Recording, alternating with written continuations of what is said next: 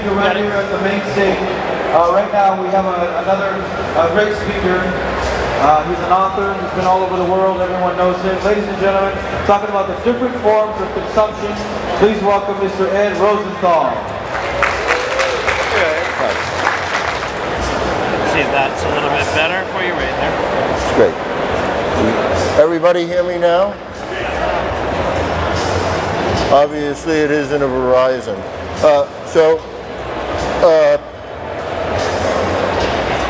I'm going to be talking today about a subject that I don't usually talk a lot about, but actually that has been very dear to me as, well, let me explain it. That, you know, in my early 20s I started experimenting with marijuana, but at the end of that decade I found out that my experiments, I just wasn't sure about it, and my experiments had to continue. And another 10 years went by, and I just wasn't sure. I just had to keep experimenting with it.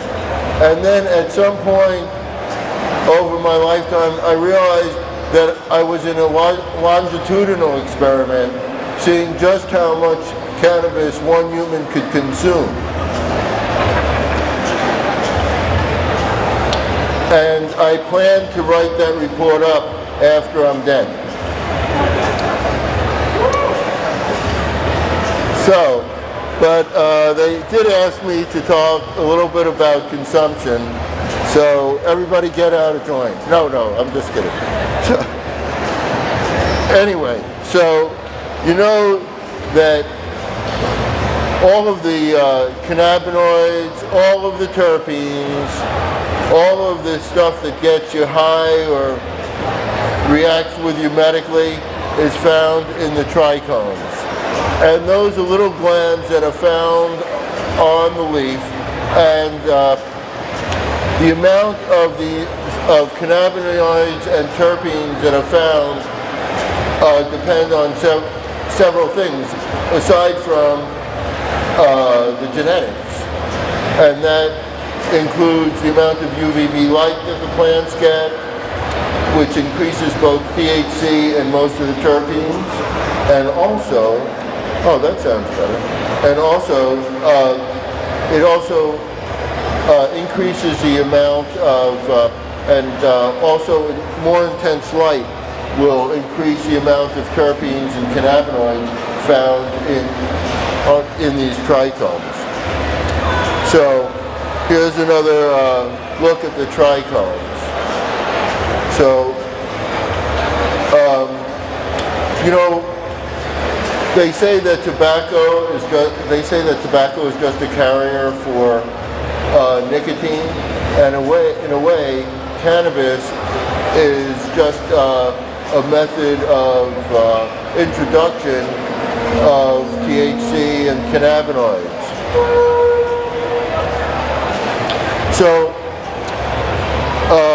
So these trichomes, when you smoke a joint, that's really what you're not really getting much from the vegetation, but all of the odors and all of the psychological effects come from the contents of these trichomes, and the caps of those trichomes fill up as the plant matures. And so you want to make sure that all your trichome caps are filled before you harvest. And you can look at that using a 6 or 8x photographer's loupe or a larger microscope. Oh, sorry. So the first concentrate that you might want to get from marijuana would be harvesting just the trichomes from the dried bud. And one way to do that would be by using a screen. This is another picture of, this is a pollinator. This was a mechanized screen made by Mila Jenkins and Jansen in Holland and used all over the world. But I want to show you this is a little video of making kief.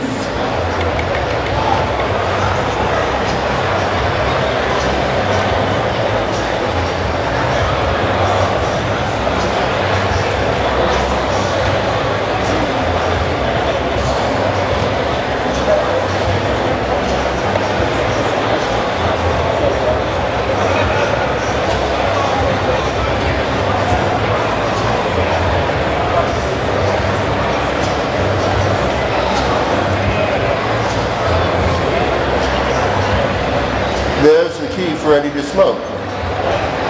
It's pretty cool, and you know, kief is really out of favor commercially right now. People don't really think that it's, you know, the most powerful thing, but it's really very pleasant to put in a pipe, or to put a foundation of bud in a pipe and put that on top of it, and it's much more concentrated than bud, and you see how easy it is to make. So let's hear it for kief. For many people, this was the first, older people, this was the first concentrate that they ever saw. And it was like a revelation to them. And some of them got it the first time that they started using a grinder that had a screen in it, and the kief came out of the screen. So, okay, well, then the next, I'm going from the simplest to more complex. So I don't know whether this is actually more complex or same level of complexity, but let's say you took a bucket and then you put grass in the bucket and dry ice in the bucket, and then you put a screen on top of the bucket, and then you started shaking the bucket.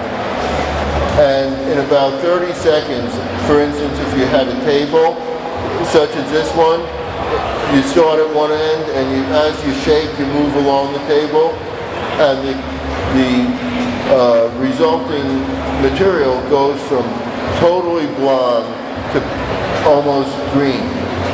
And that fairly blonde stuff, the first stuff that comes out, that's actually still to this day my favorite concentrate. Dry ice hash. There's nothing like it. And some of the reasons for that is it's not being fiddled with. It's just, you're just straining it out. So nobody's messing with the gland itself. So all the terpenes stay in the gland because, you know, the glands, the terpenes tend to evaporate as the temperature gets higher. But with dry ice, the temperature isn't getting higher at all. So you're not losing any terpenes. So it tastes like some of the freshest, most beautiful cannabis that you can smoke. I highly recommend it. And I know that these things are a little out of favor right now, but once you try it, you'll see that it has a real enjoyment to it. If you're trying to get totally zonked out as quickly as possible so that you have no thoughts or something like that, this isn't a good product for it. But if you really want to enjoy it and realize how much you're enjoying life, this is a really good, something really good to try. So that's another picture of it. So, this,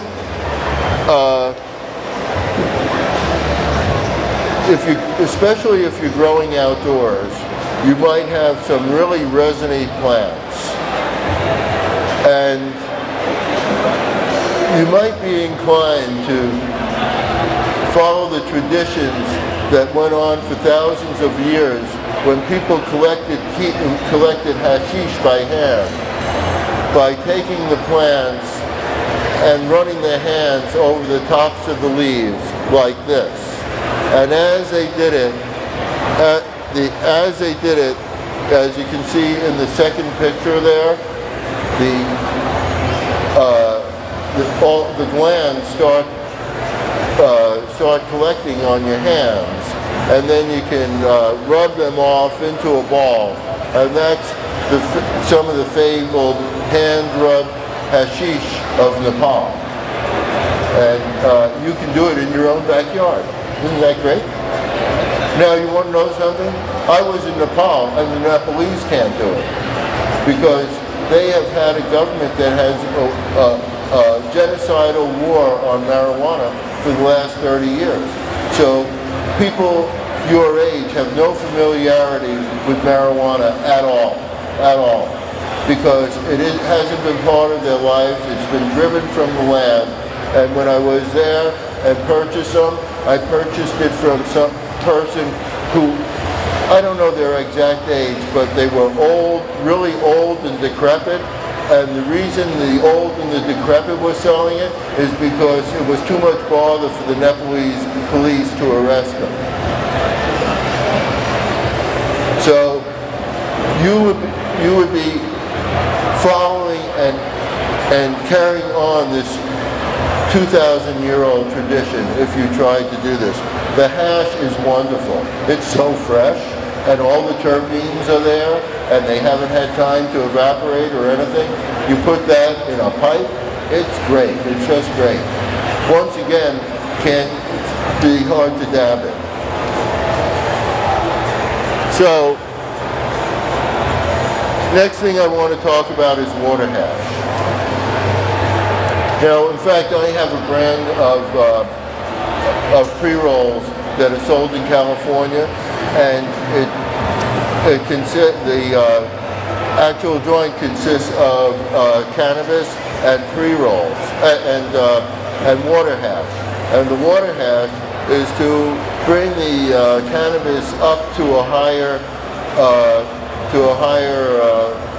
THC level, and to have it consistent all the time, so that when you smoke the joint today and you smoke it 2 weeks from now, you know what you're getting, and it will be consistent. So we use water hash to do it. And one of the reasons why I like water hash is there are no chemicals in water hash. Except, I mean, water is a chemical, but let's vote that water isn't considered a chemical for this, okay? Okay, so there are no chemicals in it, and I'll show you the process. This is one process. There are dozens of processes of this, but this is a process using fresh leaf. And so you can take the fresh leaf, you sort of break it up, and then you put it in ice water, and in the ice water you beat it in the ice water, and then you have the soup that has all the glands in it. And the ice water helps the glands break off from the leaf and the vegetative material because it sort of freezes it, and so it makes it brittle. So and then it goes through several bags and filters, and it comes out with this, and then it's dried, and these are the bags. This is if you were doing a larger amount of it, you might use a barrel, or you might use a cement mixer, or you could get larger and larger. Well, if you're doing a couple of acres, what do you want to do? A barrel at a time? The fellow was laughing. Okay, and this is how it's used. And water hash is really good in a pipe. If you have a high quality water hash, you can dab with it, but usually it's not quite as high. It doesn't have as much THC as you want for that. So they're basically, all of the sheet, what I call sheet concentrates that you might see on a piece of paper. Those are all made either from BHO, which is butane, or another petroleum, using petroleum gas, some sort of petroleum gas, such as butane, propane, or there are other esoteric ones that bring out different qualities, and dissolving the THC in the gas as it liquefies, and then as it's liquid, and then let it go back to a gaseous state, and the cannabinoids drop out of it. And there are a lot of different varieties of this now, and we could get into it, but generally these are all of these are smoked in a rig of one sort or another, and I'll show you that in a minute. The other group is CO2, and CO2, it's a gas found in the air, 380 parts per million right now, or 400 parts per million, and it's the same gas that's used in grow rooms at 1,200 to 1,500 parts per million, and there's different ways to use it. There's a critical and a subcritical. It depends whether it's used in a liquid state or a non-liquid state, but once again, it dissolves the THC and other cannabinoids, and then as it evaporates, it leaves them behind as a residue. Here are some examples of it. And there's been a lot of discussion about the safety of butane concentrates, but as that discussion has taken place, people have found, inventors have found better and better ways to remove the butane from the product. And just think, if you're using a cigarette lighter to light a joint, you're probably inhaling a whole bunch of butane. So it can't be that harmful. By the way, butane itself does not affect the atmosphere.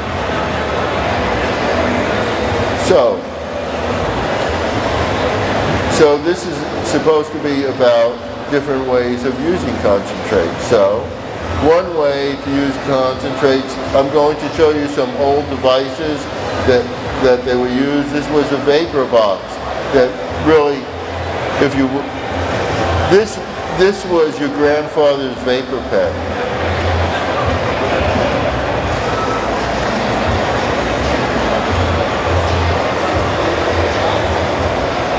This product was going to overtake the world. It was a volcano. It made a big bag, and I had a party one year down in San Francisco. Actually, I rented a hall that was actually owned by the city of San Francisco, and had this party there. And we had these bags, these long type turkey bags that we filled up. We filled them up. They were 15 feet high, filled with this and going around, and they were fun for a while. But time marches on, and so do inventions, and it went from that to this, and now to dabbing. And how many people don't know how to dab? Okay, here we go. This stuff, whatever it is, it tends to be either oily or sticky. So you use some sort of stick to pick it up.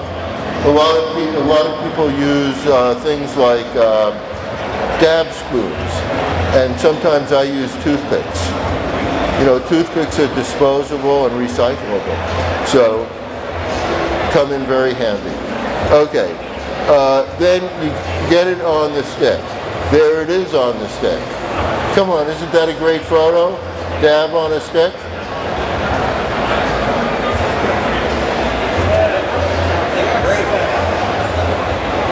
And then that stick is placed in the middle of the top of that pipe that has a sort of a specialized bowl this is for you. You're the only one who raised your hand. This is for you. Okay? Okay. So then you take that dab stick and you put it in the middle of that bowl that you see there that has already been preheated using either a propane torch or the newer ones which are electrically heated using either a battery or a cord. And then it's inhaled. This is another example of it. This is an electric one, so that you don't have to preheat it. It's already heated. You put the dab stick in, the material immediately begins to evaporate into fumes, and you inhale it. And as soon as you inhale it, you should remember to exhale it, because if you don't, you'll start coughing and bring up all of that material that you've been trying to get out of your lungs for years and years. This is an example of the actual dab on the actual bowl before it has been melted. This photograph is hard to take if you have a heated bowl, because the dab immediately melts as soon as it hits it. Here, now I'm going to show you some other variations on this. This is clear, and there are a number of different versions of clear. There's one that no matter how it's made, it goes through a carbon filtration, and it comes out really clear. It has very few terpenes in it. This is a clear made from jack. Clear on a stick. Here is rosin. Now, rosin is the newest thing. It isn't even in my book, it's so new. So, and the way that you make, the way rosin is made is that marijuana bud is heated and pressed, and when it's heated and pressed, the THC evaporates, and it just evaporates for a moment. So it evaporates outside of the bud and the bud part that's being heated onto the paper. And there are various tools that are made for doing this that range from like $200 up, although people do it with an iron as well. It's very easy to do it with an iron if you have one that has good temperature control, about 340 degrees. So this shows a little bit about how it was made, how it's made. So anyway, rosin is very interesting because there are no chemicals or anything with it, and it's been heated, but the terpenes, even though they've evaporated, they had nowhere to go. So then they get caught in the THC, which is precipitated. So it has a lot of terpenes in it.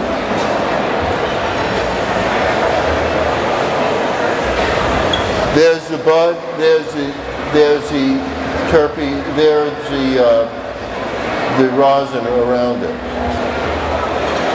How it's used, same way. Now edibles. Well, who here hasn't had an edible? Okay, well, first of all, I want to mention that not everybody likes edibles, and it may be that there's a certain chemical change that happens when edibles go through the intestinal system, and the cannabinoids change a little different, and you get a different version of THC when it comes out of your digestive system. So you might not like that high as much, or you might find it uncomfortable. But let's say you're not in that group. Then I have several pieces of advice for you. This is a personal prejudice, actually. You know, a lot of people put edibles into entrees, you know, to the main dish, and then your cooking was so good that people want a second portion.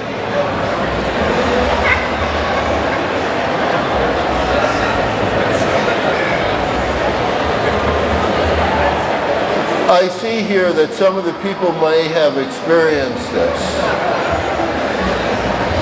So I highly advise that you do portion control. And desserts are a very good way to do portion control. And I'm going to give you a magic way to do portion control. You've made these brownies, right? And they're so good that everybody wants a second brownie. but they can have a brownie that is not reinforced with marijuana. You could give them a plain brownie. You could make 2 groups of brownies. This he can eat and not get more high. So I highly suggest that. So I want to go into some, here's,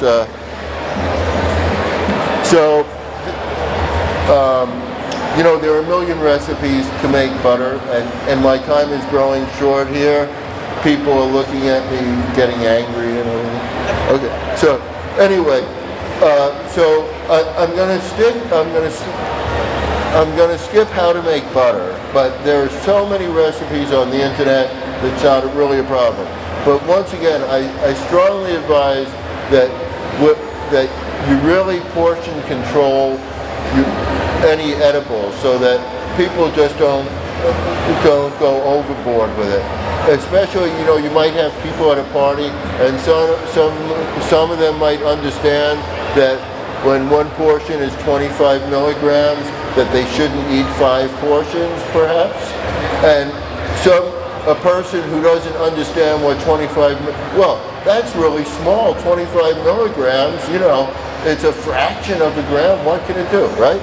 So some people might not realize that, so it's your duty to help them by making sure that they have a pleasant rather than an unpleasant experience.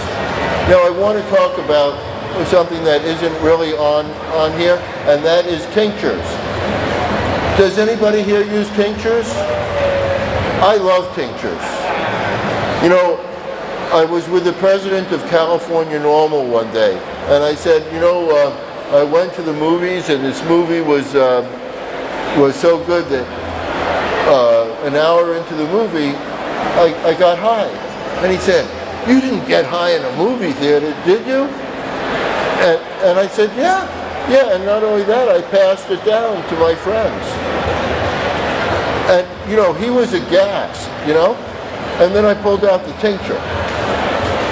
And that's how great tinctures are. And the reason tinctures are so good and are unlike any other edible, it's this. You remember I said when you eat something, it goes into your stomach and it gets converted into a different form of THC that feels a little different than when you inhale it, right? But tinctures don't go through your stomach.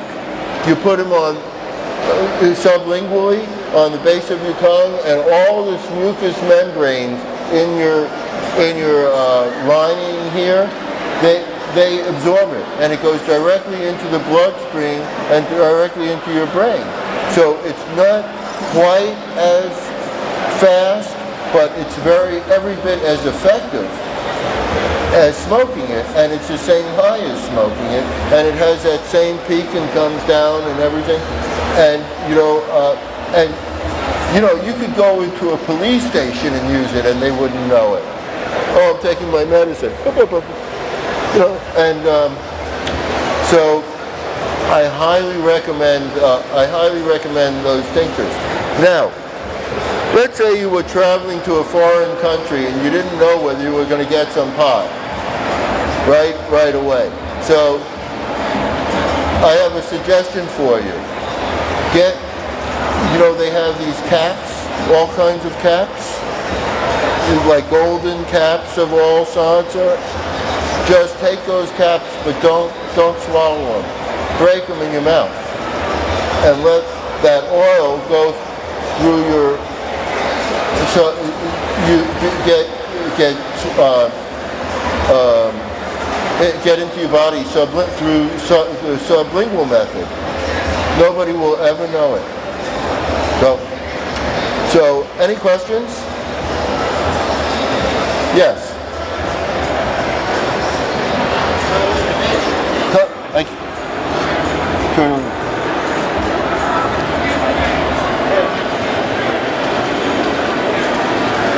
Hi. Hey, you have to put that on. I make tinctures for a living. What? I make tinctures for a living. So I just had a question on tinctures for you. Yes.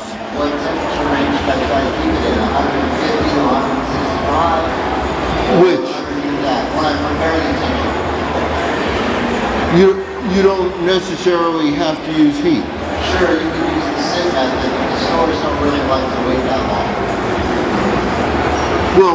Well, once you get the process going, Right. like even if it takes an extra 2 weeks, then you'll have a steady supply and it will be a better quality. You know, So you prefer the sit and store method? yeah, I think that it would be better to retain all of the terpenes. Okay. So for the heat process, I'll use terpenes. Well, as soon as you use heat, the terpenes are going to evaporate. Okay. Yeah, Thank you. you're welcome. Okay, thank you very much.